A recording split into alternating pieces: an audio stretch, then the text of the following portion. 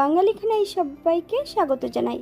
আপনারা তো অনেকভাবে কুমড়ো আলু পটলের তরকারি রান্না করে খেয়েছেন। একবার আমার মতন করে সহজ পদ্ধতিতে আপনিও শিখে নিতে পারবেন ছোট ছোট টিপস সহ।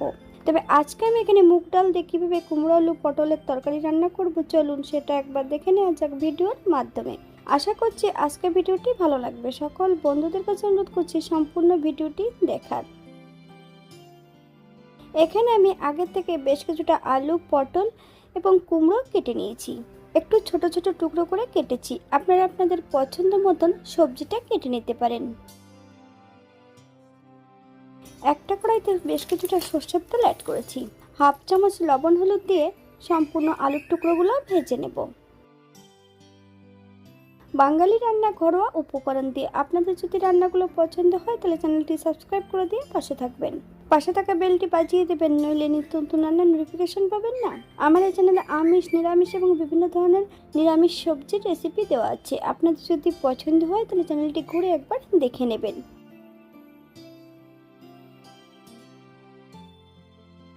এই পর্যায়ে তেল থেকে সম্পূর্ণ আলুর টুকরোগুলো তুলে নেব। আপনারা এর থেকে কম বেশি ভেজে নিতে পারেন।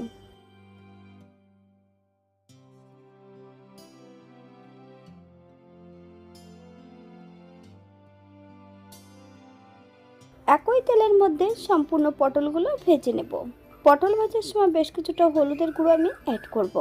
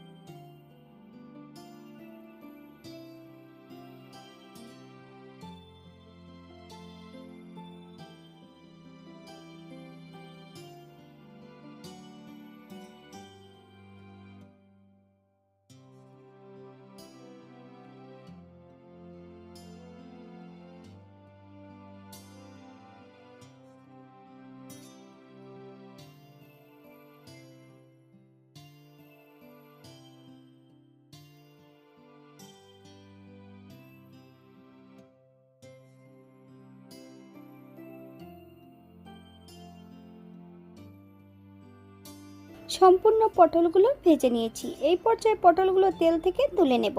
আপনারা এর থেকে কম বেশি ভেজে নিতে পারেন। সামান্য একটু হলুদের গুঁড়ো দিয়ে পটলগুলো ভেজে নিয়েছি। আপনারা যদি লবণ পছন্দ করেন তাহলে অ্যাড করতে পারেন।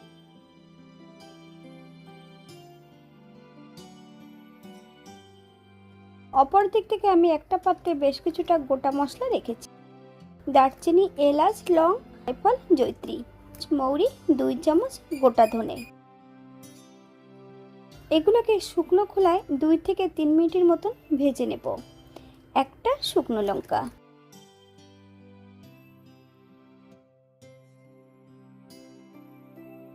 ঠান্ডা হবার পর 80% মতন গুঁড়ো করে নিতে হবে। ঠিক এমনভাবে গুঁড়োটা করে নিলেই হবে।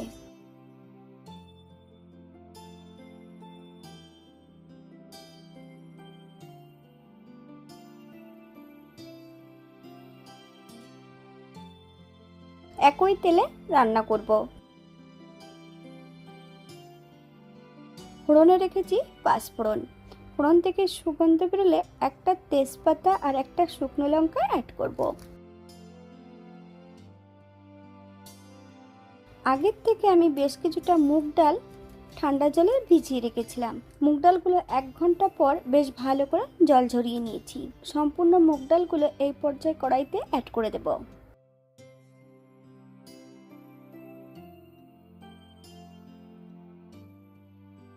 হাফ চামচ লবণ, হাফ চামচ হলুদের গুঁড়ো। ডাল থেকে যতক্ষণ সুগন্ধ বেরোচ্ছে না ততক্ষণ বেশ ভালো করে ভেজে নিতে হবে।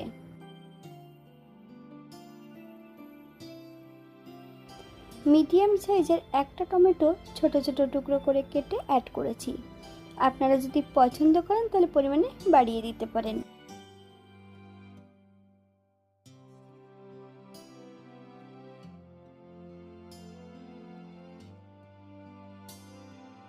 সম্পূর্ণ কুমড়োর টুকরোগুলো অ্যাড করে দেব। গ্যাসের ফ্লেমটা হাইতে রেখে বেশ কিছু সময় ধরে ভেজে নিতে হবে। 3টে কাঁচা লঙ্কা ফালি দিয়ে অ্যাড করেছি। আপনারা যদি পছন্দ করেন তাহলে পরিমাণে বাড়িয়ে দিতে পারেন।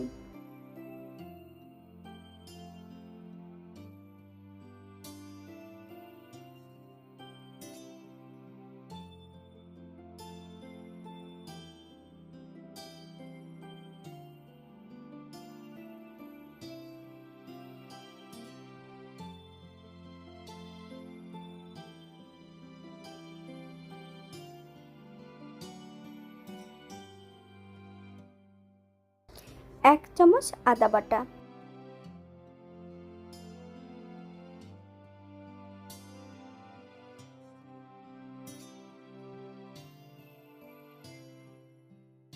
ভেজে রাখা সম্পূর্ণ আলু পটলগুলো অ্যাড করে দেব। গ্যাসের ফ্লেমটা মিডিয়ামে রেখে বেশ কিছু সময় ধরে মিশিয়ে নিতে হবে।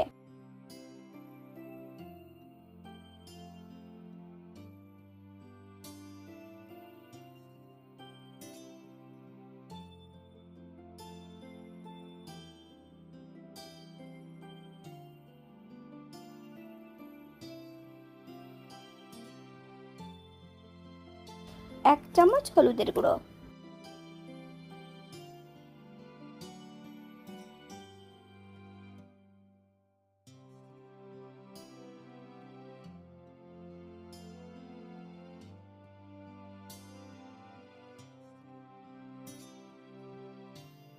ভাজা মশলার অর্ধেকটা মশলা অ্যাড করে দেব।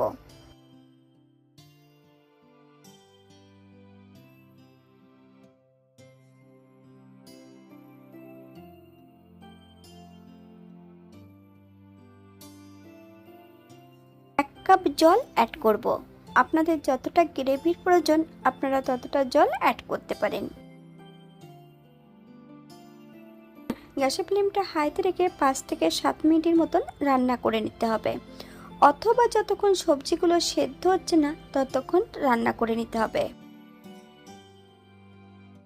8 মিনিট পর এরপর একবার চেক করে নিতে হবে যে সবজিটা সেদ্ধ হয়েছে কিনা।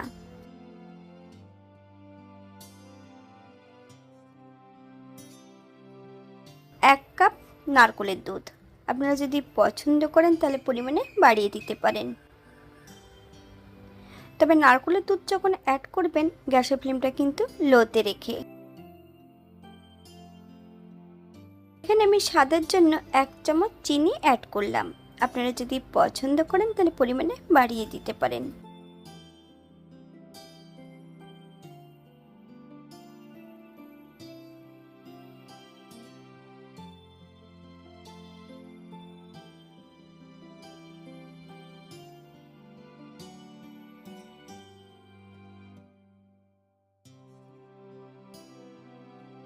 ভাজা গুঁড়ো মশলাটা এই পর্যায়ে অ্যাড করে দেব। 1 চামচ ঘি। গ্যাসের ফ্লেমটা অফ করে দিয়ে 5 মিনিটের জন্য স্ট্যান্ডিং টাইম দিতে হবে, তারপর সার্ভ করব।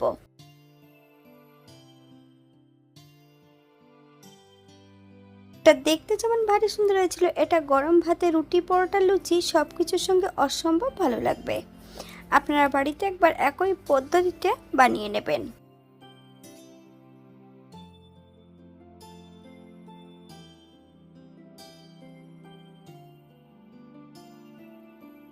এখানে যে উপকরণগুলো আমি অ্যাড করেছি আপনারা এর থেকে কম বেশি করে নিতে পারেন।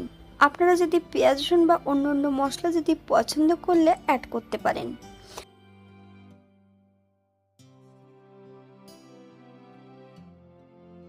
আজকের ভিডিওটি এই পর্যন্ত। সবাই সুস্থ থাকবেন, ভালো থাকবেন। অন্যদিন নতুন রেসিপি নিয়ে আপনাদের সামনে আবার আমি হাজির হব। নতুন ও পুরনো সকল বন্ধুদের অসংখ্য ধন্যবাদ ভিডিওটি দেখার জন্য। হাতে যদি সময় থাকে তাহলে একটা লাইক, কমেন্ট, শেয়ার করবেন।